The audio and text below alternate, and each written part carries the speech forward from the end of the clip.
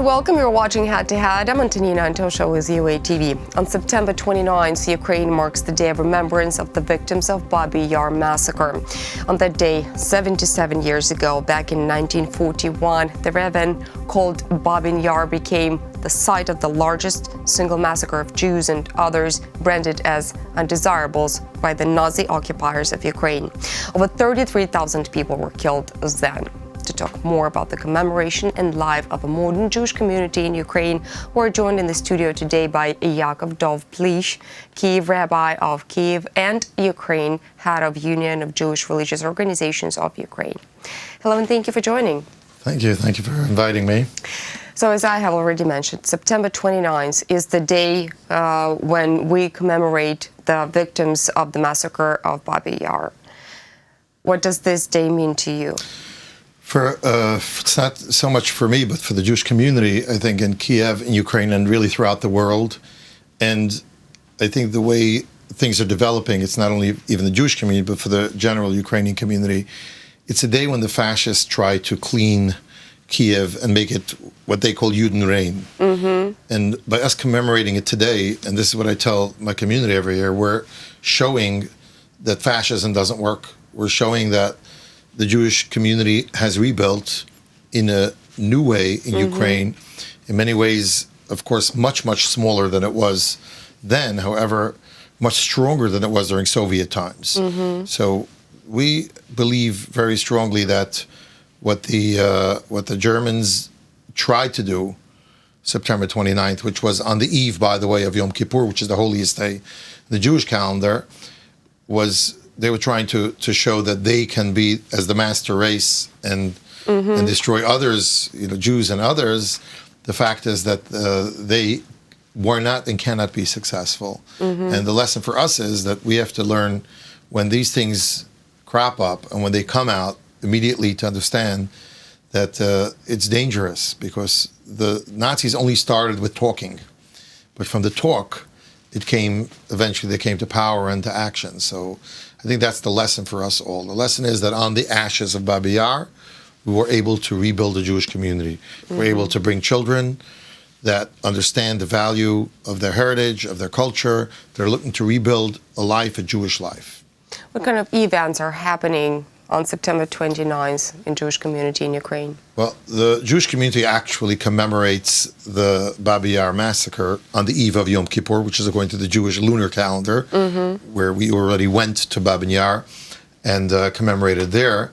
At the same time, this year, the 29th of September is on Saturday, which is Shabbat, which is for us a day that we don't commemorate things like Babyn Yar, and it's also right in the midst of the Jewish happy holiday of Sukkot, which is a time of happiness. So it'll definitely be commemorated, and it was commemorated, and it'll be mentioned in the synagogues. Additionally, in all of the synagogues in Kyiv, there will be a memorial service, which will be held on October 1st, on Monday, which is the time that we do commemoration services. So throughout Kyiv, they'll be commemorating service for the Jews that were killed in Babyn Yar in 1941. I think that every Jewish family is somehow connected to Holocaust. Well, not connected, but bears memories of Holocaust. What do your children, or probably grandchildren, already know about Holocaust? Children. Okay. Well, first of all, I'm one of the luckier families. My grandparents emigrated from Ukraine at the end of the 19th century. From Western Ukraine, which was Galicia at that time, the Austro-Hungarian Empire. So my father's side, my father's grandparents were actually born in the United States. The great-grandparents emigrated. So I'm a Yankee, third-generation American. The only one of my grandparents born in Europe was my mother's father, who was born in Brest-Litovsk. He was a fluent Russian speaker and reader his entire life. Came to the United States and became a lawyer. Their families, my father's great-grandparents, all of their brothers, sisters, parents, nephews, nieces, cousins were all killed during the Holocaust in Western Ukraine. So my parents came back to visit years ago. I took my father out there to Kyiv, Ternopolsky Oblast. We grew up with Khorostkov. That's how we grew up hearing about Khorostkov and Ternopol. I actually grew up hearing about the families that lived there.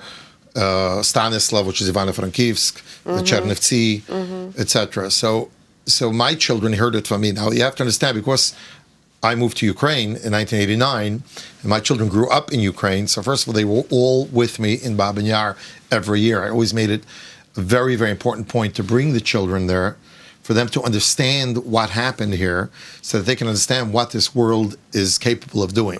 It's a very important lesson.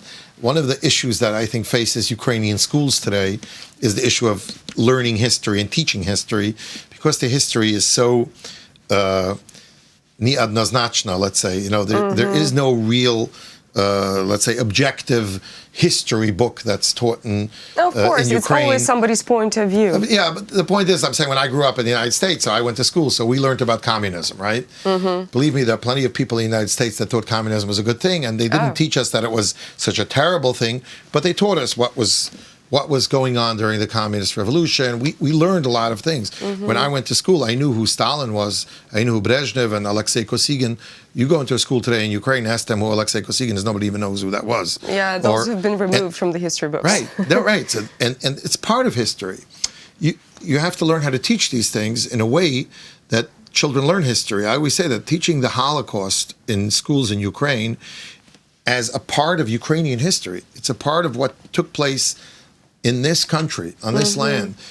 However, at the same time, if they're not learning about Brezhnev or about Lenin, they don't even know who these people were, even though these people affected, as we know, tens of millions of lives and for dozens of years.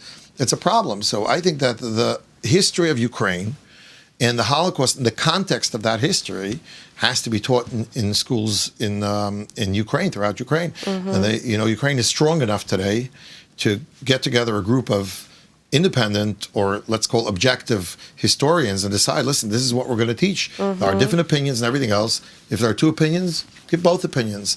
But I think it's much better than just ignoring it. History is not teeth. My dentist used to say, ignore your teeth and they'll go away. History is not going away. It's history repeats itself, they say, and if you don't study history, teaches us nothing.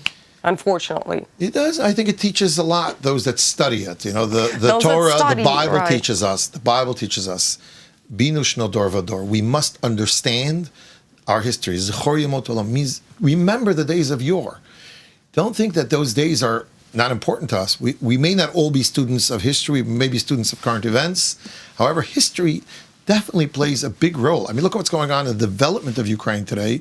Speaking of that, and speaking of current events, I think that these days, almost everybody, every citizen of Ukraine, all the population of the country is patiently or impatiently waiting for the autocephaly of Ukrainian Church. What do you think about it? Well, first of all, no comment, because I'm Jewish. Even though I'm Orthodox, but I'm not Orthodox. It doesn't matter. But let me tell you, there's a certain issue here that's very important. And I've been asked this question many times over the years. I think that the unity of religious organizations in Ukraine is one of the strongest points that Ukraine has. As we speak now, I am actually the chair of the Council of Churches and Religious Organizations of Ukraine now. So they put a Jew there when this whole issue of the autocephaly happens, so they don't have to worry. But it's like an interesting time of history, I think, to chair this council. I think one of the strongest things that Ukraine has is that unity, that all of the heads of all of the different religions are able to sit around the table and meet every few months and talk and speak with one voice about issues that are important for the population, for the country. Having said that, I would love to see, and I pray and I hope that this will continue no matter what the outcome of the autocephaly is. At the same time, the ambition and I think that the will of the people of Ukraine to have that independence in deciding the future of their church is very important. I would have loved, and I still would love, to find a way for the Ukrainian Orthodox Church, the Moscow Patriarchate, to be a part of this process. I think that it would be very, very important to try and find a way to sit down and discuss things with them so that they understand that they are an integral part of the Ukrainian religious community. They're not part of Moscow. They're part of Ukraine. Even if they took orders for whatever amount of years from Moscow, it doesn't mean that they are not Ukrainians. Many other countries got autocephaly, even though they were also at one time under Moscow or under others. the idea is here that it's a development, part of the development of Ukrainian society is also its religious society. It's part of the NGO structure of Ukraine. The non-governmental structure is the religious structure. It's a very, very important structure in Ukraine, especially because it has the largest and greatest trust. I always say that the Council of Church Religious Organizations is the most trusted non-governmental organization in Ukraine because we represent so many people and because we are truthful and open with our people. So at the same time, I think that it's very important to be very careful not to create more of a schism and more of a split within the religious community. And I think the way to do that is by sitting down and trying to talk it out, all of the different parties together. In other words, I definitely think that it is an important step for Ukraine. When I think back to how the Kyiv Patriarchate was created, way back when in the beginning of the 90s, I think that at that time it could have been done differently and maybe some sort of discussions could have taken place then as well. I wasn't a part of it, even though I was here in Ukraine already and I was a chief rabbi, but I was still busy with the Jewish community, much too busy to even look what's going on in other places. But I think that history will judge every one of us for how we acted and how we reacted now. This is a very, very, very important step for Ukraine, and I really would like to see it happen in a very strong and positive way. And I would like everyone in Ukraine to celebrate this with the Ukrainian Orthodox Church. I'm talking about not only the Orthodox Christian community, but I think that everyone in Ukraine should be able to celebrate this, but especially the Orthodox Christian community. So it's a challenge. It's a big challenge. It's a very, very strong challenge. And you know the old Jewish joke. There's a Jewish joke about two people come to the rabbi and they have this fight, and one tells the other all of his complaints, and the rabbi says, "You're right." And then the other one says his complaints, and he says, "You're also right." And then his wife, the rabbi's wife, says, "Rabbi, how could they both be right?" He says, "You're also right." So it's a question over here, really, of history and historical differences and splits, and that has to be I think our obligation today is to write this and make it good for future generations, to make it good not only today but for our children, grandchildren. This is something that's important. It's very, very important for many, many years to come. This is not something that happens every 15, 20 years or every 50 or 100 years. This is something that, could go on for many, many, many years, many generations. And therefore, it's important to have the right. I'll tell you a good joke about it if you want a historical joke. But this is something this is a true story, but I'm very proud of this. This should go into my book if I ever write it. Please do. But many years ago, a good friend of mine in one of the towns in Kyiv Oblast, who's also a wealthy man, he built himself a private church on his property where he has his home and everything else. And you're talking about probably close to 20 years ago. He comes back to me and he tells me, "Rabbi, I have a problem I have to discuss with you." He said, "I finished building my church. It took me many years till I built it. As I finished building it, a representative from the Ukrainian Orthodox Church, Moscow Patriarchate, quote unquote, comes and asks if they can send me a priest to take care of my church, and my church should join the Ukrainian Orthodox Church." He says, a week later, Filaret sends a representative and says, "Maybe you should give this church to the Kyiv Patriarchate and have your church join our Patriarchate, and we'll send someone, a priest, to take care of it." He says, "Rabbi," he says, "I can't go ask my priest, so I figured I'll come ask the rabbi." He said, "This is probably the first time in the history of the world that a rabbi was asked this question. Who should this church be given over to?"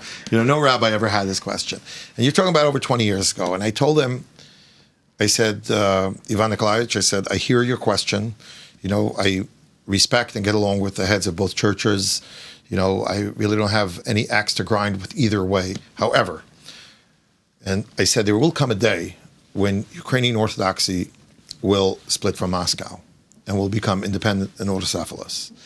At that time, I hope that Kyiv and Moscow will sit down and make a deal.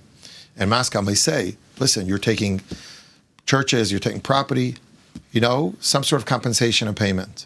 And your children or grandchildren may end up paying for your church that you built with your money because you gave it over to the Moscow Patriarchate. And therefore, I said, I think that if you give it over to the Kyiv Patriarchate, no matter what, it'll always remain the property of Ukraine."